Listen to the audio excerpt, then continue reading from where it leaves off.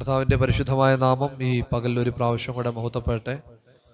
നമുക്ക് ഇങ്ങനെ ഒരു സാവകാശം വീണ്ടും ഈ ഞായറാഴ്ച ദൈവം നൽകിയതിനായിട്ട് നമുക്ക് ദൈവത്തെ നന്ദിയോടെ സ്തോത്രം ചെയ്യാം. നാം അറിയുന്നത് പോലെ നമ്മുടെ പലരും കേരളത്തിലും ചില ശാരീരികമായ ചില പ്രത്യേക അസ്വസ്ഥയിലും ആയിരിക്കുന്നു. നമുക്കവരെ ഓർത്ത് ദൈവസന്നിധി പ്രാർത്ഥിക്കാം. വിശേഷാൽ ഈ പകലിൽ ദീർഘനാളുകൾക്ക് ശേഷം കർത്താവിൻ ദാസൻ ആൽവിൻ ദിവാസ് നമ്മുടെ ഒരുമിച്ച് ഒരു പ്രത്യേക വിഷയത്തോടുള്ള ബന്ധത്തിൽ ഈ പട്ടണത്തിൽ വരികയും നമ്മോട് ചേർന്ന് ദൈവത്തെ മഹത്വപ്പെടുത്താൻ കർത്താവ് തനിക്ക് കൊടുത്ത സാവകാശത്തെ വീണ്ടും ഞങ്ങളുടെ സ്നേഹത്തെ, ഞങ്ങളുടെ ദൈവസഭയോടുള്ള സ്നേഹത്തെ ഞങ്ങൾ ഒരു പ്രാവശ്യമോടെ അറിയിക്കുന്നു. ഞങ്ങൾക്കിങ്ങനെ ഒരു ദൈവം ഒരുക്കിയല്ലോ. കടന്നു വന്ന എല്ലാവരോടും ഒരു പ്രാവശ്യം കൂടെ സ്നേഹത്തെ, വന്ദനത്തെ അറിയിക്കുന്നു. സമയം നമ്മുടെ മുമ്പിൽ ഇല്ല, അതുകൊണ്ട് ദൈവവചന ശുശ്രൂഷയ്ക്കായിട്ട് ഞാൻ സമയത്തെ വേർതിരിക്കുകയാണ്. 77-ാമത്തെ സങ്കീർത്തനമാണ് നമ്മൾ ഇന്ന് പകലിൽ വായിച്ചത്. ആസാഫിന്റെ ഒരു സങ്കീർത്തനം.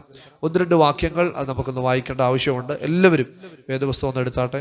77-ാം സങ്കീർത്തനത്തിന്റെ 1-ാമത്തെ വാക്യം ഒന്ന് വായിച്ചേ. 1-ാമത്തെ വാക്യം വായിക്കുകയാണ്. ഞാൻ എന്റെ ശബ്ദമുയർത്തി ദൈവത്തോട് എന്റെ ശബ്ദമുയർത്തി ദൈവത്തോട് തന്നെ നിലവിളിക്കും. എന്റെ ശബ്ദമുയർത്തി ദൈവത്തോട് തന്നെ നിലവിളിക്കും. അവൻ എനിക്ക് ചെവി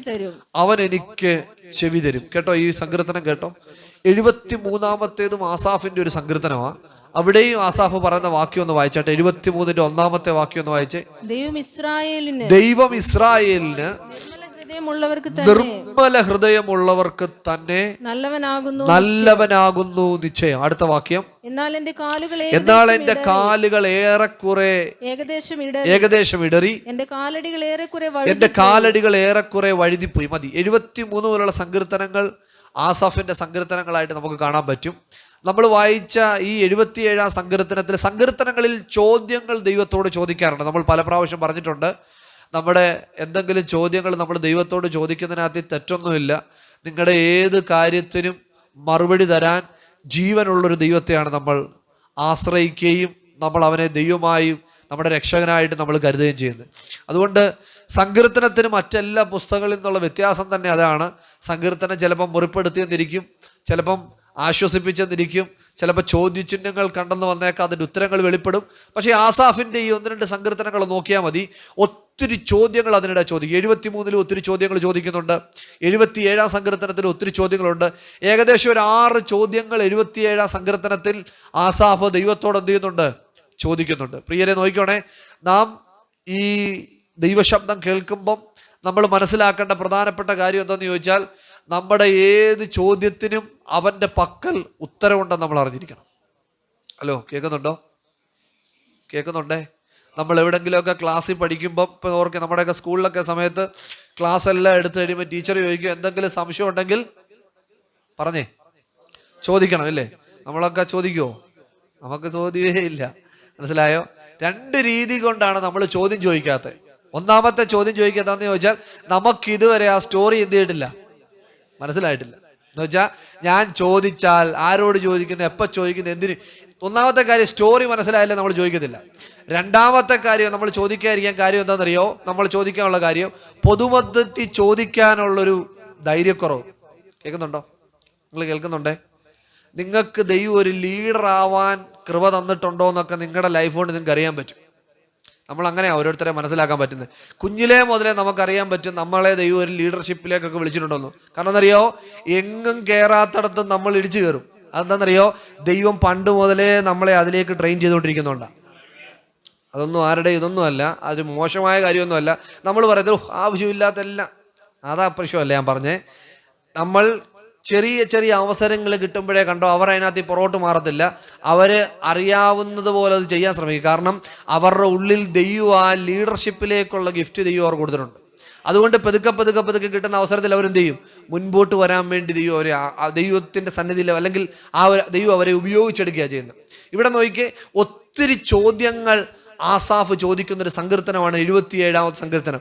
ഇന്ന് രാവിലെ ഇവിടെ ആയിരിക്കുമ്പോൾ ഒത്തിരി ചോദ്യങ്ങളുമായിട്ടാണ് നിങ്ങളെല്ലാവരും വന്നിരിക്കുന്നത്. ചോദ്യങ്ങൾ ഇല്ലാത്തതിൻ്റെ ഞാൻ പറഞ്ഞില്ല, നമുക്ക് എന്തറിയാത്തതുകൊണ്ടാ? നമുക്ക് കഥ അറിയത്തില്ല, നമുക്ക് എന്തോ ഈ നടക്കുന്ന അറിയാത്തത് കൊണ്ടാ നമുക്ക് യാതൊരു ചോദ്യവും ഇല്ലാതിരിക്കുന്നത്. നിങ്ങൾ ഒത്തിരി ചോദ്യങ്ങൾ ചോദിക്കുന്നുണ്ടായിരിക്കാം. നമ്മുടെ ചോദ്യങ്ങളുടെ 90% എന്താണെന്നറിയാവോ? എന്തുകൊണ്ട് ദൈവമേ നീ എനിക്കത് തരുന്നില്ലെന്നുള്ള ചോദ്യമാണ് 90%. 10% മാത്രമേ നമ്മുടെ ചോദ്യമുള്ളൂ, കർത്താവേ നിനക്ക് എന്തെങ്കിലും എന്നോട്. നോക്കിയേ, നമ്മൾ പ്രാർത്ഥിച്ച് കഴിഞ്ഞ് ആമേൻ പറഞ്ഞ് അവസാനിപ്പിക്കുകയല്ലേ ചെയ്യുന്നത്. എല്ലാം പറഞ്ഞു കഴിഞ്ഞ് ഒരു 10 മിനിറ്റ് ഇരിക്കുന്നവരാരുണ്ട്, കർത്താവേ ഞാൻ എല്ലാം പ്രാർത്ഥിച്ചു കഴിഞ്ഞു, എൻ്റെ കാര്യങ്ങളെല്ലാം ഞാൻ പറഞ്ഞു, ഇനി നിനക്ക് എന്തെങ്കിലും എന്നോട് പറയാനുണ്ടോ? നമ്മളിരിക്കത്തില്ല. നമ്മളെ പ്രാർത്ഥന കഴിയുന്ന ഉടനെ പ്രാർത്ഥന ആമേൻ പറയുമ്പോഴേ പായ എന്ത് ചെയ്തോണ്ടിരിക്കുക? പായൊക്കെ ഉണ്ടേ സ്വന്തമായിട്ട്.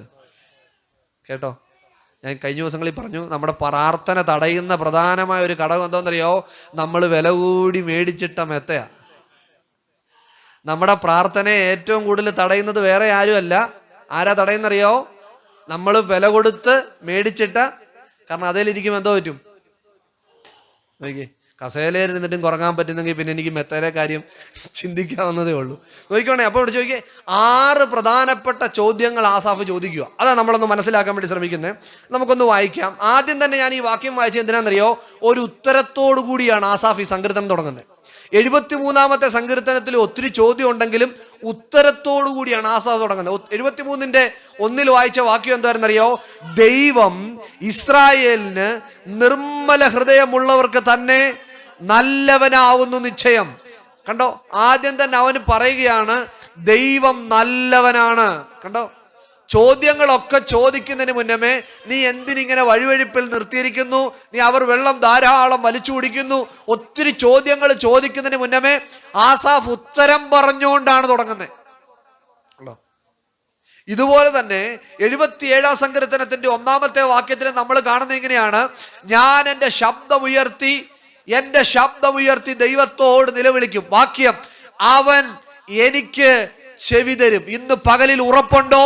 നീ പ്രാർത്ഥിച്ചാൽ നിന്റെ ദൈവം ചെവി മറച്ചു കളയത്തില്ലെന്ന് ഉറപ്പ് ആത്മാർത്ഥമായിട്ടുണ്ടെങ്കിൽ ആ വലങ്കര ഉയർത്തിയിട്ട് പറഞ്ഞാട്ടെ, അവൻ എന്റെ തല ലജ്ജിച്ചു പോവാൻ സമ്മതിക്കത്തില്ല.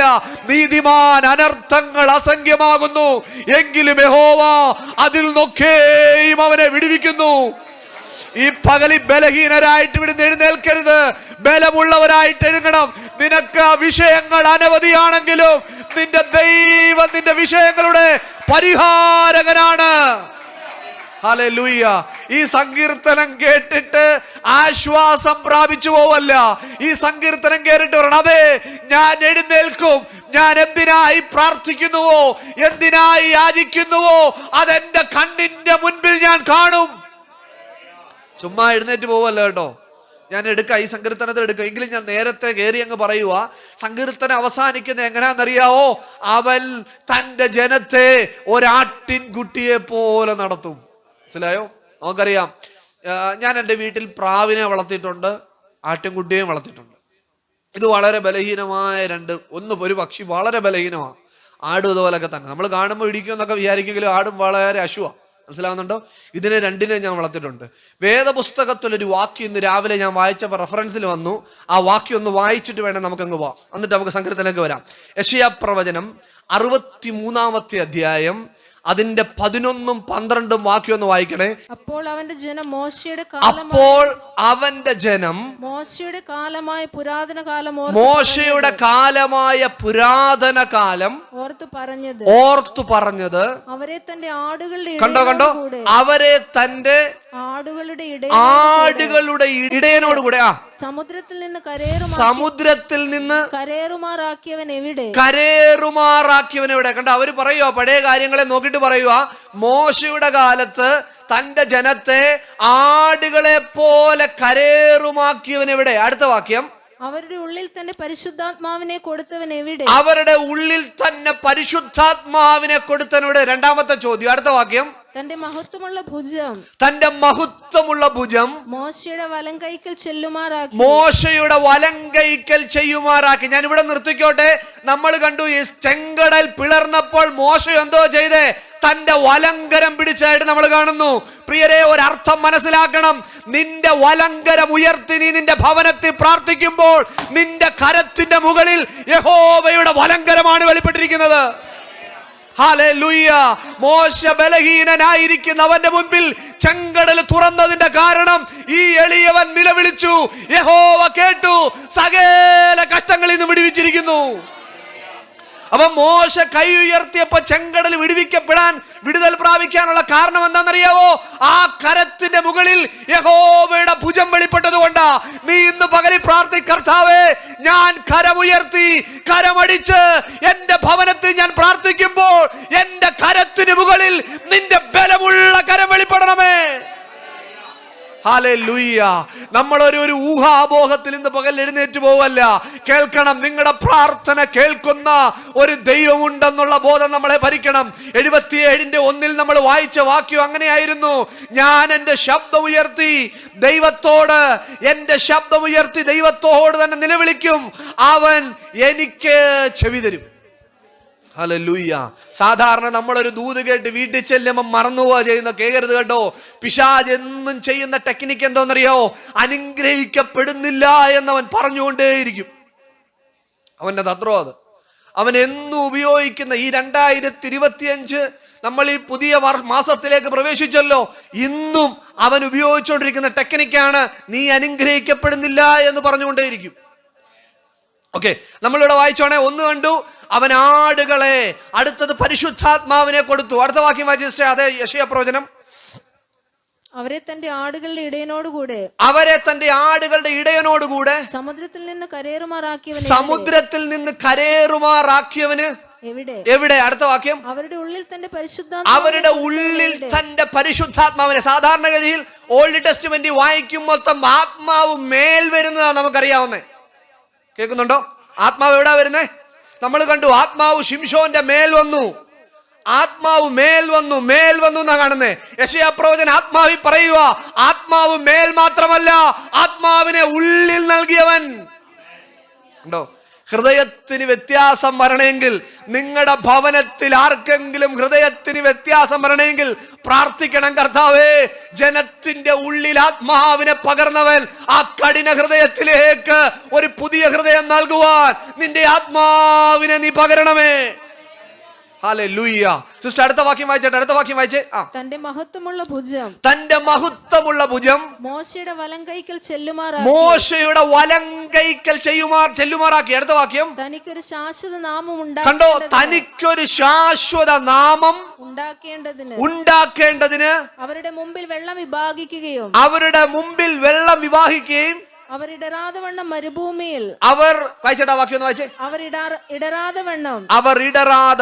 മരുഭൂമിയിൽ മരുഭൂമിയിൽ ഒരു കുതിരയെ പോലെ അവരെ ആഴങ്ങളിൽ കൂടി നടത്തുകയും ചെയ്തു. ഒന്ന് ശ്രദ്ധിച്ചോണേ ആ വാക്യം ഒന്ന്. 3-4 ഭാഗങ്ങൾ നമ്മൾ കണ്ടു. 3-4 ഭാഗങ്ങൾ. ഒന്ന് പറഞ്ഞതെന്നറിയോ?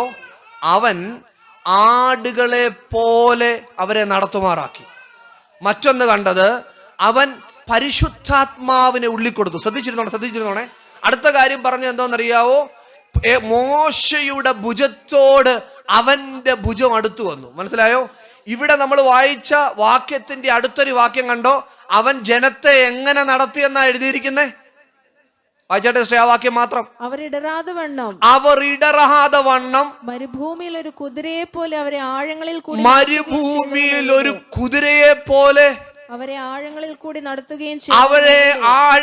കൂടി നടത്തുകയും ചെയ്തു. പ്രിയരെ, ആടിനെ പോലെ നീ നടന്നു തുടങ്ങിയെങ്കിലും ചില പ്രതികൂലത്തിന്റെ ഘട്ടങ്ങളിൽ ഒരു കുതിരയെ പോലെ നിന്നെ നടത്താനായിട്ട് അവന് കഴിയും.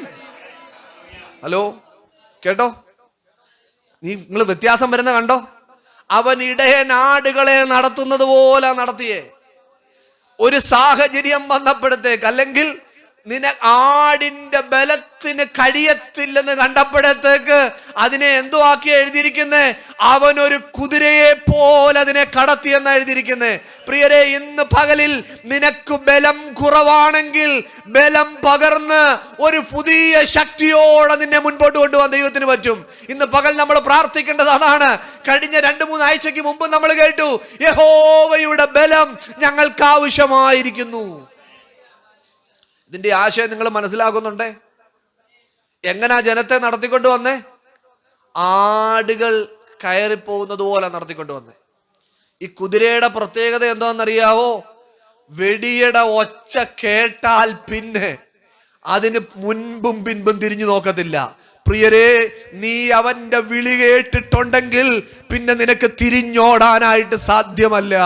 ഇതേപോലെയാണ് ആക്കി തീർത്ത. ആടിനെ കുതിരയാക്കി മാറ്റി അതിനെ കൊണ്ട് ഇസ്രായേൽ ജനത്തിന്റെ പ്രത്യേക ഘട്ടങ്ങൾ ജയിപ്പിച്ച ദൈവത്തിന്റെ വലങ്കരത്തെ കുറിച്ചാണ് നമ്മൾ മനസ്സിലാക്കുന്നത്. ഈ സങ്കീർത്തനം തുടങ്ങിയത് എവിടുന്നാ? അവസാനിപ്പിച്ച് അവൻ എന്തോ അവസാനിപ്പിച്ചെന്നറിയോ? അവൻ ആടുകളെ എങ്ങനെ കൊണ്ടുപോയി? ഇടയൻ പതുക്കെ നടത്തുന്നത് പോലെ അതിനെ കൊണ്ടുപോയി. 6 ചോദ്യങ്ങളാണ് നമ്മൾ പറഞ്ഞത്. അതിലേക്കൊന്ന് പോയിട്ട് നമുക്ക് വേഗം അവസാനിപ്പിക്കാം. 77 സങ്കീർത്തനത്തിന്റെ 7-ാമത്തെ വാക്യം മുതലാണ് നമ്മൾ വായിക്കേണ്ടത്. വായിച്ചേട്ടാ വാക്യം. കർത്താവ് എന്നേക്കും തള്ളിക്കളയുമോ? കർത്താവ് എന്നേക്കും തള്ളിക്കളയുമോ? അവൻ ഇനി ഒരിക്കലും അനുകൂലമായിരിക്കില്ലയോ? അവൻ ഇനി ഒരിക്കലും അനുകൂലമായിരിക്കില്ലയോ? അവന്റെ ദയ സദാകാലത്തേക്കും പോയിപ്പോയോ? നോക്കിക്കേ, 1-ാമത്തെ ചോദ്യം എന്താ ചോദിക്കുന്നേ? കർത്താവ് എന്നേക്കും തള്ളിക്കളയുമോ? ഇന്ന് പകലിൽ ആരെങ്കിലും ചിന്തിക്കുന്നുണ്ടോ? പ്രിയരെ, ചിന്തിക്കാതൊന്നും വന്നാൽ ഈ നമ്മളെ എന്തെങ്കിലും പഠിച്ചത് മാത്രം വരുമൊന്നുമല്ല. നമ്മൾ ഇവിടെ ഇരിക്കുന്ന ജനത്തിന്റെ ഹൃദയത്തോട് ഇടപെടുന്നതാണ് ദൈവത്തിന്റെ വചനം. നമ്മളിന്ന് പ്രിപ്പയർ ആയിട്ട് വേറൊക്കെ ആയിരിക്കാം വന്നിരിക്കുന്നത്. എങ്കിലും ഈ ദൈവശബ്ദം കേൾക്കണ്ട, ഈ ദൈവശബ്ദം ഹൃദയത്തോട് ഇടപെടേണ്ടവർ ഇതിൻ്റെ ഉള്ളിൽ ഉള്ളത് കൊണ്ടാ ദൈവം നമ്മളോട് ഈ രീതിയിൽ ദൈവവചനം സംസാരിക്കാൻ ആഗ്രഹിക്കുന്നത്. മനസ്സിലായോ? കർത്താവിന്റെ പ്രത്യേകത എപ്പോഴും എന്തെന്നറിയോ? നമുക്കിഷ്ടമുള്ളത് തരുവല്ല ചെയ്യുന്നേ, അവൻ ഇഷ്ടമുള്ളത് നമ്മെ കേൾപ്പിക്കുക ചെയ്യുന്നേ. ഹലോ, ദൈവസഭ തിരിച്ചറിയണേ. നമുക്കിഷ്ടമുള്ളത് എന്തെങ്കിലും കർത്താവിൽ നിന്ന് കേട്ടു പോവല്ല, അവൻ ഇഷ്ടമുള്ളത് അവൻ നമ്മെ കേൾപ്പിക്കുക ചെയ്യുന്നേ. നമ്മൾ വായിന്നില്ലേ, കർത്താവേ ഞാൻ എന്ത് ചെയ്തു പോയെന്ന സങ്കീർത്തനക്കാരൻ പറഞ്ഞ് ഞാൻ സമ്മതിച്ചു പോയി. ഹലോ, നമ്മൾ എവിടെല്ലാം വാശി പിടിച്ചിരുന്നവരാ? എന്തെല്ലാം കാര്യത്തിൽ നമ്മൾ ദൃഢനിശ്ചയം എടുത്തൊന്നും പറ്റത്തില്ലെന്ന്. പക്ഷെ ഒടുവിൽ അവൻ അവന്റെ വഴിയിലൂടെ നമ്മളെ എന്ത് ചെയ്താണ്? സമ്മതിപ്പിക്കുകയാണ്. കാരണം നമ്മളെ നിത്യതയിൽ എത്തിക്കേണ്ട ഉത്തരവാദിത്വം അവനുള്ളത് കൊണ്ട് നമ്മളെ ട്രെയിൻ ചെയ്ത് അവൻ എന്ത് ചെയ്യേണ്ട ആവശ്യമുണ്ട്? മെരുക്കിയെടുക്കേണ്ട ആവശ്യമുണ്ട് ദൈവത്തിന്. അപ്പൊ ദൈവസഭയ്ക്കകത്ത് കൊണ്ടുവച്ചിരിക്കുന്നത് എന്തിനാണെന്നറിയോ? നമ്മളെ മെരുക്കിയെടുത്തോണ്ടിരിക്കും. ഇപ്പൊ ഹലോ, കേൾക്കുന്നുണ്ടേ? നമ്മളെ മെരുക്കിയെടുത്തോണ്ടിരിക്കുന്ന പരിപാടിയാണ് ഈ ചർച്ചിനകത്ത് നടന്നുകൊണ്ടിരിക്കുന്നത്. മനസ്സിലായോ? ചർച്ചിനകത്തിൽ എല്ലാ ദിവസവും ദൈവത്തെ ഘോഷിക്കുകയും ദൈവത്തിന്റെ നാമത്തിന്റെ ബലം പ്രാപിക്കുകയൊക്കെ ചെയ്യുമെങ്കിലും ദൈവം നമ്മളെ എന്ത് ചെയ്തുകൊണ്ടിരിക്കുന്ന പ്രക്രിയ നടക്കുന്നേ? ദൈവം നമ്മളെ മെരുക്കിയെടുക്കുന്ന പ്രക്രിയ നടന്നുകൊണ്ടിരിക്കുന്നത്. ദൈവം നമ്മളെ മെരുക്കിയെടുത്തോണ്ടായിരിക്കുന്നത്. നോക്കിക്കോണേ, ഈ വാക്യം നോക്കി. നമ്മൾ വായിച്ച 77-ന്റെ 7-ാമത്തെ വാക്യം. കർത്താവ് എന്നേക്കും തള്ളിക്കളയും. അടുത്ത വാക്യം, അവൻ ഇനി ഒരിക്കലും അനുകൂലമായിരിക്കത്തില്ല. 2 ചോദ്യങ്ങൾ. ഒന്ന്, കർത്താവ് എന്നേക്കും തള്ളിക്കളയുമോ?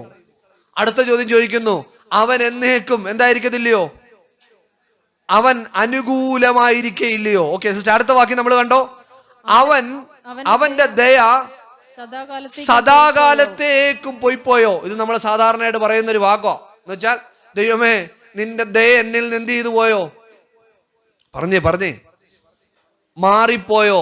ഈ ചോദ്യങ്ങൾ ആസാഫ് ഇവിടെ ചോദിക്കുമ്പം നമ്മൾ ഒരു കാര്യം നേരത്തെ അറിയണമേ. ആസാഫ് ഒരു ഉറപ്പോടുകൂടിയാ പറയുന്നേ. എന്തോ പറഞ്ഞേ? അവൻ എനിക്ക് ചെവി തരുമെന്നുള്ള ഉറപ്പോട് കൂടിയായി പറയുന്നത്. ഹലോ, ദൈവജനത്തിന്റെ ഉറപ്പ് നമ്മൾ പ്രാപിച്ചിട്ടുണ്ട് ഇവിടെ എഴുന്നേറ്റ് പോവാൻ. ഇവിടുത്തെ അടുത്ത ഭാഗത്തെ ക്വസ്റ്റ്യൻ ഇതായിരുന്നു, കർത്താവ് എന്നേക്കും തള്ളിക്കളയുമോ? അവൻ ഇനി ഒരിക്കലും അനുകൂലമായിരിക്കത്തില്ലേ? അവന്റെ ദയ സദാകാലത്തേക്കും പോയിപ്പോവും. അടുത്ത വാക്യം, അവന്റെ വാഗ്ദാനം തലമുറയോളം ഇല്ലാതെയായി പോയോ? കണ്ടോ? 4-ാമത്തെ ചോദ്യം. അടുത്ത ചോദ്യം വായിക്കുകയാണ്, ദൈവം കൃപ കാണിപ്പാൻ മറന്നിരിക്കുന്നുവോ? പ്രിയരെ, ദൈവം നമ്മളോട് കൃപ കാണിക്കാൻ മറന്നിട്ടുണ്ടോ? ചിന്തിച്ചേ. നമ്മൾ ചോദിച്ചേക്കാം ദൈവത്തോട്, ദൈവമേ നീ എന്നോട് കൃപ കാണിക്കുന്നില്ലേ? സമയമായല്ലോ കർത്താവേ. ഞാൻ ഒത്തിരി പ്രാവശ്യം ചോദിച്ചിട്ടുണ്ട്, കർത്താവേ സമയമായല്ലോ. ഇത്രയൊക്കെ നമ്മുടെ പദ്ധതിയിൽ സമയമായിരിക്കുക. പ്രിയരെ, ഒരു കർഷകൻ അറിയാം നട്ടതിനെ എപ്പോൾ വിളവെടുക്കണമെന്ന് അവനറിയാം. കേൾക്കുന്നുണ്ടോ പ്രിയരെ? നമ്മൾ ഇടയ്ക്ക് ടെൻഷനായിട്ട് യാതൊരു കാര്യവും ഇല്ല. അതിൻ്റെ വിളവ് പരുവപ്പെട്ട് വരുമ്പോൾ ഉറപ്പായിട്ട് ഉടമസ്ഥൻ കൊയ്ത്തിനായിട്ട് വരും. കേൾക്കുന്നുണ്ടോ? ഇന്ന് പകൽ നമ്മുടെ ചോദ്യങ്ങൾക്കൊരു ഉത്തരമായിട്ട് വേണം എഴുന്നേൽക്കാൻ. സമയമായെന്ന് കണ്ടാൽ അവൻ പിന്നെ അതിനെ നിർത്തിയേക്കത്തില്ല. കേട്ടോ പ്രിയരെ, ഒരു അമ്മയ്ക്ക് പെയിനായാൽ അത് അടുത്ത ഡെലിവറിയിലേക്ക് മാറണമെങ്കിൽ, ഫലം അതിൻ്റെ പുറപ്പെട്ട് തക്ക സമയമായാൽ അതിനെ ഫലം പറിച്ചെടുക്കണമെങ്കിൽ, അതിനെക്കുറിച്ച് ദൈവത്തിന് അറിയാമെങ്കിൽ അവൻ അതിൻ്റെ റൈറ്റ് ടൈമിൽ ദൈവം അത് ചെയ്യും. നമുക്ക് വേണ്ടത് എന്തോന്നറിയാവോ? പേഷ്യൻസ് നമുക്ക് ആവശ്യമാണ്. ഇച്ചിരൂടെ നമ്മൾ ദൈവസന്നിധിയിൽ എന്ത് ചെയ്യേണ്ട ആവശ്യമുണ്ട്? നമ്മൾ വെയിറ്റ് ചെയ്യേണ്ട ആവശ്യമുണ്ട്. നമ്മൾ കാത്തിരിക്കേണ്ട ആവശ്യമുണ്ട്. കാരണം കാത്തിരിക്കുന്നവർ ശക്തിയെ പുതുക്കുമെന്നാണ് പറഞ്ഞത്. പരിശുദ്ധാത്മാവോടുള്ള ബന്ധത്തിലാണ് പറഞ്ഞത്. ഞാൻ അതിനെ വേറൊരു അർത്ഥത്തിലൊന്ന് പറഞ്ഞോട്ടെ. കാത്തിരിക്കുന്നവർ ശക്തിയെ പുതുക്കുമെന്ന് പറഞ്ഞാൽ ഇപ്പോൾ നീ ആയിരിക്കുന്ന വിഷയത്തിന്റെ മേൽ പിടിച്ചു നിൽക്കാനും കൂടുള്ള ഒരു ബലം നിനക്ക് വരുന്നുണ്ട്. ദൈവം ഒരു അസൈൻമെന്റ് നിന്നെ ഏൽപ്പിക്കുമ്പോൾ അത് എഴുതി തീർക്കാനുള്ള ഒരു ബലവും കൂടെ ദൈവം അതിനകത്ത് നമുക്ക് തന്നിട്ടുണ്ട്. മനസ്സിലായോ? ഇവിടെ എഴുതിയിരിക്കുന്ന വാക്യം അതാ, ദൈവം കൃപ കാണിപ്പാൻ മറന്നിരിക്കുന്നുവോ? അവൻ കോപത്തിൽ തന്റെ കരുണ അടച്ചു കളഞ്ഞിരിക്കുന്നുവോ? എന്തൊക്കെ ചോദ്യങ്ങളാ ചോദിക്കുന്നത്. ആസാഫിന്റെ ഹൃദയത്തിൽ കൂടെ പോകുന്ന പല ചോദ്യങ്ങളിലെ ചില ചോദ്യങ്ങളാണ് നമ്മൾ വായിച്ചേ. ഇനിയും വേണേ നമുക്ക് ഒരു വാക്യം കൂടെ ഒന്ന് വായിക്കാം. അതിന്റെ 10ാമത്തെ വാക്യം ഒന്ന് വായിച്ചേ. എന്നാൽ അത് എന്റെ കഷ്ടതയാകുന്നു. എന്നാൽ അതെന്റെ കഷ്ടതയാകുന്നു. അടുത്ത വാക്യം, അത്യുന്നതന്റെ വലങ്കൈ വരുത്തിയ സംവത്സരങ്ങൾ തന്നെ എന്ന് ഞാൻ പറഞ്ഞു. മതി. നോക്കണേ, ഇതിന്റെയൊക്കെ പ്രാരംഭ സമയത്ത് നമ്മൾ കണ്ടതെന്നറിയോ? പ്രാരംഭ സമയത്ത് ആസാഫ് ദൈവത്തോട് ചോദ്യം ചോദിക്കുന്നത്. 5 മിനിറ്റ് കൊണ്ട് അവസാനിപ്പിക്കുന്നു. നോക്കണേ, ആസാഫ് എന്ത് ചെയ്യുക? ദൈവത്തോട് ചോദ്യം ചോദിക്കുക. മാനുഷികമായി ദൈവത്തോട് ചോദിക്കുന്ന ചില ചോദ്യങ്ങളാണ് നമ്മൾ കണ്ടത്. നാം കഴിഞ്ഞ ആഴ്ച പറഞ്ഞ ഭാഗവും ഇതുമായിട്ട് അല്പം ബന്ധമുണ്ട്. എന്താ പറഞ്ഞേ? യേശു ചോദിച്ച ചില ചോദ്യങ്ങളുണ്ട്. ഹലോ, കേൾക്കുന്നുണ്ടോ? ഇപ്പൊ ആര് ചോദിച്ച ചോദ്യമാണ് നമ്മൾ കേട്ടെ? ആസാഫ് മാനുഷികമായിട്ട് ചോദിച്ച ചില ചോദ്യങ്ങളാണ് ഇതൊക്കെ. എന്നാൽ യേശു 100% മനുഷ്യനും 100% ദൈവവുമായിട്ട് ഈ ഭൂമിയിലുള്ളപ്പം യേശു ചോദിച്ച ചില ചോദ്യങ്ങളുണ്ട്. നമ്മൾ അതിനകത്തിലെ 1-2 ഭാഗം കണ്ടു. ഒന്നാമത്തെ നമ്മൾ കണ്ടായിരുന്നു. എന്തോന്നറിയോ ചോദിച്ചേ? നീ സകലവും നേടിയിട്ട് സ്വന്തം ആത്മാവിനെ നഷ്ടപ്പെടുത്തിയാൽ നിനക്കെന്തു പ്രയോജനം? പ്രിയരെ, നമ്മൾ ചോദിക്കുന്നത് വൈകുന്നത് എന്താ? തരാത്തത് എന്താ? ലഭിക്കാത്തത് എന്താ? കിട്ടാത്തത് എന്താ? ദൈവത്തിന്റെ ചോദ്യം മുഴുവൻ നിത്യതയോടുള്ള ബന്ധത്തിലെ ചോദ്യങ്ങളാ. ഇന്ന് പകലിപ്പറ, എന്റെ ചോദ്യം മുഴുവൻ ഇനി എങ്ങനെയുള്ള ചോദ്യമായിരിക്കും? എന്നെ നിത്യതയിലേക്ക് അടുപ്പിക്കുന്ന ചോദ്യങ്ങളായിരിക്കും. കേട്ടോ പ്രിയരെ, നമ്മൾ ചോദിച്ചാൽ പണ്ടാരണ്ട് പറയത്തില്ലേ, എന്തോ ചാടിയ മുട്ടോളോന്നാ പറഞ്ഞേ? ചെമ്മീനോ? ഇത് പറഞ്ഞ പോലെ നമ്മൾ എത്ര ചോദിച്ചാൽ എവിടെയുള്ള ചോദ്യമൊക്കെ ചോദിക്കുന്നറിയാവോ? നമുക്കിവിടെ പരുവത്തിപ്പെട്ട് പോകാൻ പറ്റുന്ന ചോദ്യങ്ങളാണ് നമ്മൾ ചോദിക്കുന്നത്. ദൈവം ചോദിച്ചപ്പോൾ ഉള്ള ചോദ്യം എന്തോ? ഒരുവൻ സകലം നേടിയിട്ട് സ്വന്തം ആത്മാവിനെ നഷ്ടപ്പെടുത്തി കളഞ്ഞാൽ അവൻ എന്തു പ്രയോജനം? അടുത്ത ചോദ്യം ചോദിച്ചത് എന്തായിരുന്നറിയാവോ? നീ ഇവരിൽ അധികമായി എന്നെ സ്നേഹിക്കുന്നു. ഉണ്ടോ? ദൈവത്തിന്റെ ചോദ്യവും മനുഷ്യന്റെ ചോദ്യവും തമ്മിലൊന്ന് നോക്കിക്കേ. ഹലോ, നമ്മൾ എന്തിനാ ഈ കൂട്ടായ്മ വന്നിരിക്കുന്നറിയോ? നമ്മുടെ ചോദ്യങ്ങൾ അവന്റെ സ്റ്റാൻഡേർഡിലേക്കൊന്ന് മാറി വരണം. കേട്ടോ, കർത്താവിന്റെ ഇഷ്ടത്തിലേക്കൊന്ന് വരണം. കർത്താവ് ഈ ഭൂമിയിലായിരുന്നപ്പോൾ ഏറ്റവും കൂടുതൽ പറഞ്ഞ 2 വിഷയമാണ് ദൈവരാജ്യവും മാനസാന്തരവും. യേശുക്രിസ്തു ഈ ഭൂമിയിലുള്ളപ്പോൾ ഏറ്റവും കൂടുതൽ പറഞ്ഞ എന്തുവാ? പറഞ്ഞേ, സ്വർഗരാജ്യവും.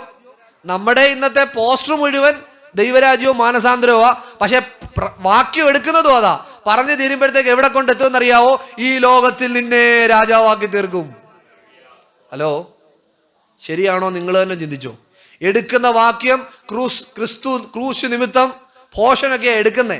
പക്ഷെ പറഞ്ഞു വരുമ്പോഴത്തേക്ക് അവനെ ഭോഷനാക്കി നമ്മളെ ധനവാനാക്കുക. നിങ്ങൾ ചിന്തിച്ചു നോക്കിക്കോ. ഇന്ന് നിങ്ങൾ പോയി 10 മെസ്സേജ് കാണും. ഞാൻ ചലഞ്ച് ചെയ്തിട്ട് പറഞ്ഞിട്ട് എനിക്ക് വേണമെന്ന് ഷെയറോടെ ചെയ്തിട്ട് ഞാനിവിടെ നിന്ന് കേട്ടിരിക്കാമല്ലോ. തുടങ്ങുന്ന വാക്യങ്ങൾ ഇങ്ങനത്തെയാ. പക്ഷെ അവസാനിപ്പിക്കുന്ന എവിടാന്നറിയോ? നമ്മളെ ഹൈലൈറ്റ് ചെയ്യുന്നതിലാ കൊണ്ടെത്തിക്കുന്ന മുഴുവൻ. യേശുവിന്റെ സഹോദരന്മാർ വന്ന് യേശുവിനോട് ചോദിച്ചു, നീ പെരുന്നാളിന് പോകുന്നില്ലേ? നിനക്ക് നിന്നെ തന്നെ പോയെന്ന് വലിയവനാക്കിക്കൂടെ? കർത്താവ് എന്താ പറഞ്ഞറിയാവോ? എന്റെ സമയം ഇതുവരെ എന്ത് ചെയ്തിട്ടില്ല, ആയിട്ടില്ല. ഹലോ, ദൈവം നമ്മളെ പിടിച്ചു കയറ്റുന്നെങ്കിൽ മാത്രമേ നമുക്ക് അവിടെ നിൽക്കാൻ പറ്റത്തുള്ളൂ. നമ്മൾ കയറി നിൽക്കാൻ ശ്രമിച്ചുള്ള കുഴപ്പം എന്താണെന്നറിയാവോ? ഇത് അനേകരോടി വീണുപോയ പോർക്കളവാ. ഒരു പക്ഷേ നമ്മൾ പരാജയപ്പെട്ടു പോയേക്കാം. എന്തിനാ ദൈവം നമ്മളെ സമയം തരുന്നേ? ദൈവം നമ്മളെ പ്രിപ്പയർ ചെയ്യുവാണ്. ദൈവം നമ്മളെ ഒരുക്കിയെടുക്കുവാണ്. ദൈവം ഒരുക്കിയെടുക്കുന്നതിന് അവൻ്റെതായ പ്ലാനുകളും പദ്ധതികളും ദൈവത്തിനുണ്ട്. ഞാൻ അവസാനിപ്പിക്കാൻ പോവാ. 2 ചോദ്യങ്ങളായിരുന്നു കഴിഞ്ഞ ആഴ്ച അവൾ കേട്ടെ. ഒന്ന്, സകലതും നേടിയിട്ട് സ്വന്തം ആത്മാവിനെ നഷ്ടപ്പെടുത്തിയാൽ നിനക്കെന്തു പ്രയോജനം? മനസ്സിലായോ? മറ്റൊരു ചോദ്യം ചോദിച്ചെന്തുവാ? നീ ഇവരിലധികമായി എന്നെ സ്നേഹിക്കുന്നു. ഈ 2 ചോദ്യം നിങ്ങളും ചോദിച്ച് കഴിഞ്ഞ ദിവസങ്ങളിൽ നമ്മൾ ഗ്രൂപ്പിൽ കണ്ടു ചില ചോദ്യങ്ങൾ എഴുതിയിരിക്കുന്നത്. നിങ്ങളതിനകത്തിൽ ആരും റെസ്പോണ്ട് ചെയ്തില്ല.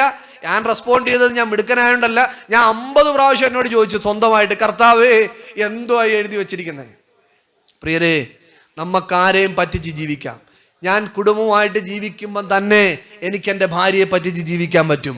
ഞാൻ തലമുറകളായിട്ട് ജീവിക്കുമ്പം തന്നെ എനിക്ക് അവരെ പറ്റിച്ച് ജീവിക്കാൻ പറ്റും. നമ്മൾ വഴക്കൊക്കെ ഇടുമ്പോൾ കുഞ്ഞുങ്ങളോട് പറയത്തില്ലേ, മോനെ എന്തായാലും ഞാൻ നിന്റെ ആരാടാ? പപ്പയാ. എന്നുവെച്ചാൽ നിന്നേക്കാൾ. മനസ്സിലായോ? എന്നുവെച്ചാൽ നമുക്കാരെയും പറ്റിച്ച് എങ്ങനെയും ജീവിക്കാൻ പറ്റുന്ന സാഹചര്യത്തിലാ. പക്ഷെ ഒരു സ്വയശോധന നമുക്ക് നല്ലതാ. നമ്മുടെ ജീവിതത്തിന്റെ വിടുതൽ എന്തുവാണെന്നറിയാവോ? സ്വയശോധന നമ്മുടെ ജീവിതത്തിന്റെ വിടുതലാ. സ്വയശോധന ചെയ്യണം. ഇവിടെ നമ്മൾ വായിക്കുക 2 ചോദ്യം യേശു ചോദിച്ചത്. ഒന്ന്, സകലവും നേടി സ്വന്തം ആത്മാവിനെ നഷ്ടപ്പെടുത്തി കളഞ്ഞ എന്ത് പ്രയോജനം? അടുത്ത ചോദിച്ച ചോദ്യം, നീ ഇവരിലധികമായി എന്നെ സ്നേഹിക്കുന്നുണ്ടോ?